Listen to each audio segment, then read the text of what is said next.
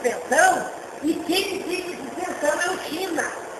E aí ele falou assim, o cara é, devagadura não conta comigo, fecha o cara do China. Mas eu não falei disso. Quando é cara que fica na suspensão, eu falei assim, que devagadura é? E ela foi China. Porque o China que tem suspensão, eu não tenho nada. Não é isso, é que você falou diferente do período. Você falou assim, ele me contou assim, ó, o Paulo me chegou, lembrou, ele falou assim, que ajuda aí? Vai pro China.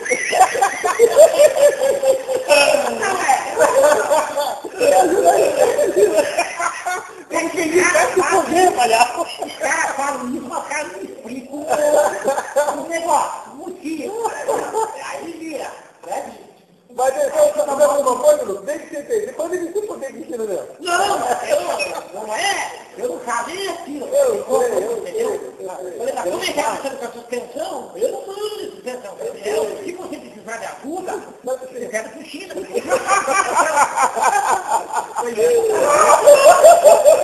Não sabe dele, né? Chegar aí, suspensão, né?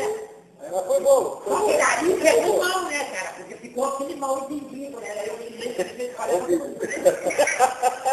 eu virei, só todo mundo voa.